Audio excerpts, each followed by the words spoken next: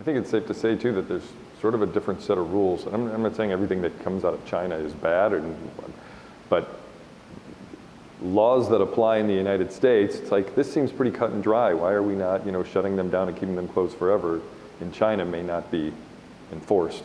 And again, I think to what Tracy's point was earlier, sometimes it's because these people need jobs, or it's somebody's relative or family that, they're covering all that stuff up. And so it's easy to find, it's tough to enforce, I think, is a little bit of the problem. And the cultures are different. In China, right. You have a culture of corruption. That's how they do business. Yeah. And I think that's just another reason why the distributors in particular should pay attention, is because it's a lot easier for the enforcement to go after the U.S. distributor who was maybe one of the last people to sell it, right. and find them and hold them accountable. Okay. Yeah. Right. Yeah. I think we have two questions. Did you have a question? Yeah, go ahead.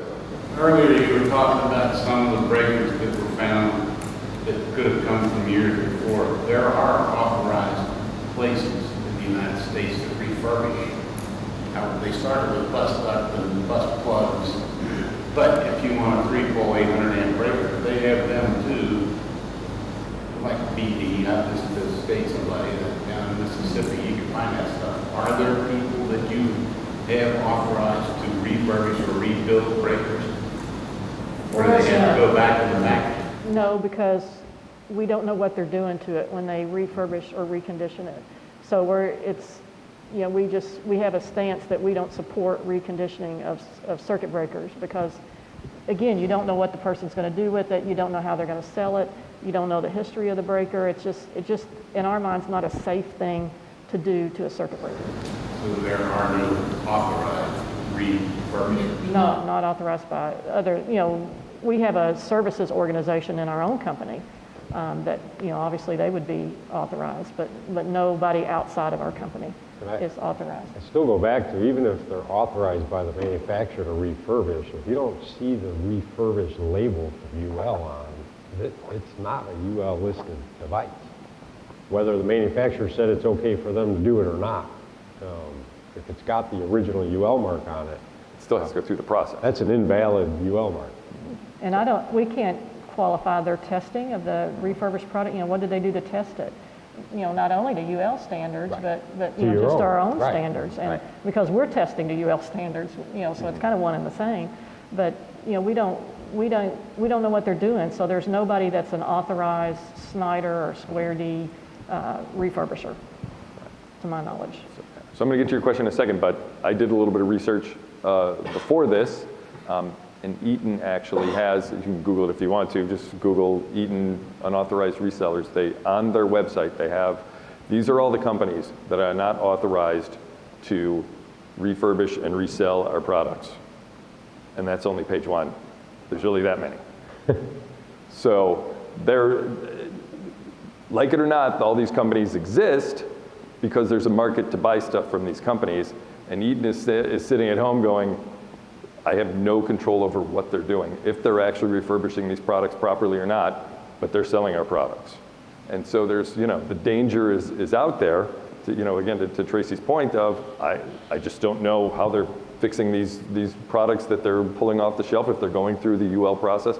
We have no idea, but Eaton has at least taken a step to say, here's a list of who we don't honor as people who are redoing our products. And it's, it's a serious problem.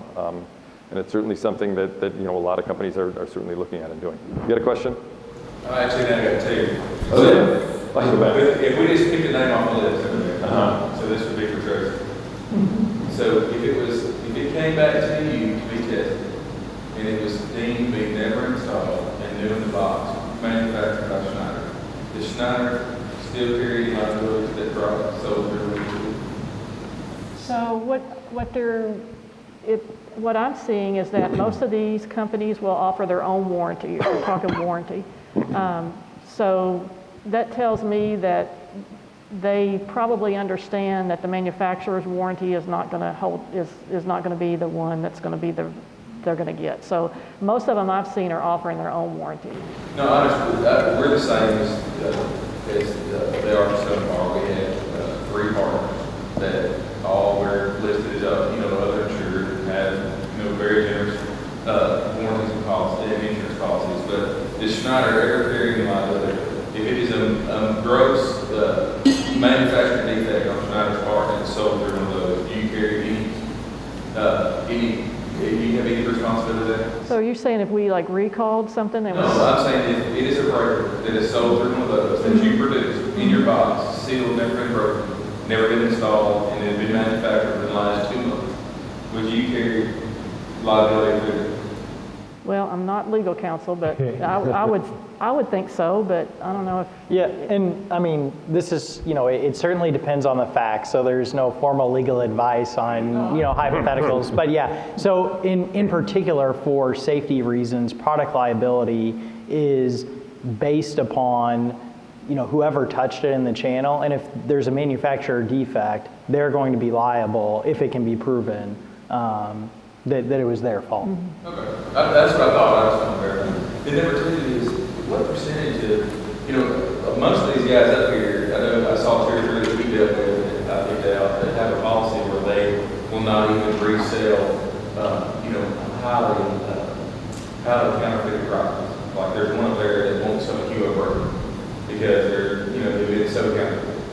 So, what percentage of the counterfeits are actually going through traditional distribution channels? Is that your figure? More of the guy getting on eBay or Alibaba or whatever? Okay, so I'll talk about what happened 15 years ago when we had all the issues with the counterfeit QO circuit breakers. That's the channel for distribution. Were you pointing to me? No, I'm sorry. Oh, I thought he still had the flag up. Not saying I didn't do it, but you can't prove it. But today, in 2019, is your figure that the counterfeits are going to be going through that market or going through the internet? I haven't seen any of those. We kind of eliminated the problem, and I'm going to put it in quotes because I always am prepared for it to resurface. So but I think it could be a mixed bag because I think the internet's going to play a lot more than it did 15 years ago. And I think these direct-to-consumer sites like AliExpress and all the many other ones that are popping up all the time, I think they're going to start playing a lot more. But I still think, if you want to call it the gray market is probably going to be, I would imagine they would probably still be in the loop somewhere, but maybe not as much. I would hope they wouldn't, but because I think they were signaled pretty strong, at least by us, that we're not going to tolerate it. So if you're going to get involved in this, we're going to come at you, from a legal standpoint. We had 13 lawsuits against about 26 different companies at one time back in early 2000s, and so I think that's what kind of eliminated the issue because these guys I don't want to touch this anymore, and so we had people that were not even in the electrical distribution industry that were getting. We had lighting people that were just purely lamps and lights that were bringing in counterfeit circuit breakers and importing them. And so I think, it was a way I guess they saw to make some quick money on some cheap product. But I don't, it's like crystal ball time, but I would say that the internet's going to be a huge player going forward.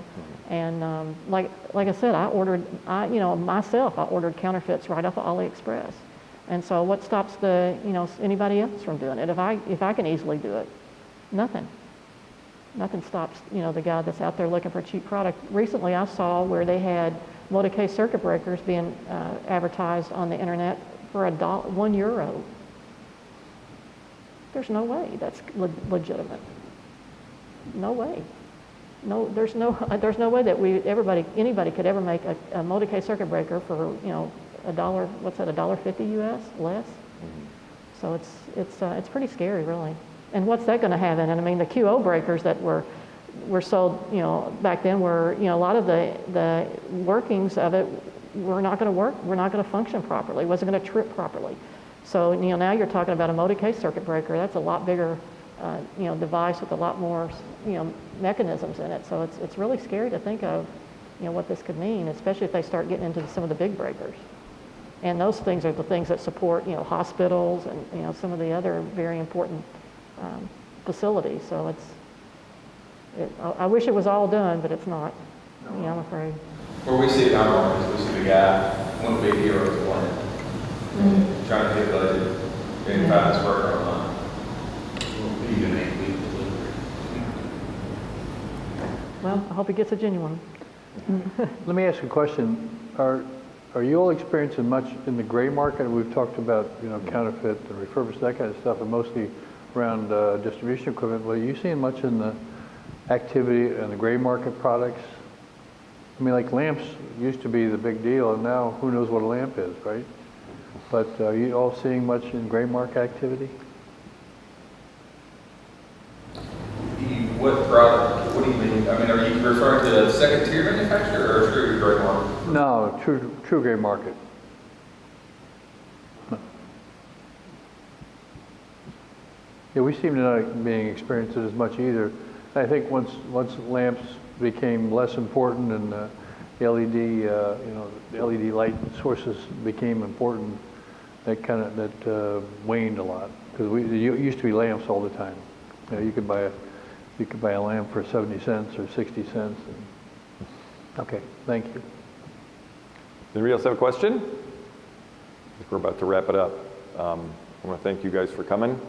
A reminder to download your app and please give us your rankings and your feedback, because that would be important. I want to thank the four of you for being with us this morning. We're going to do this again this afternoon.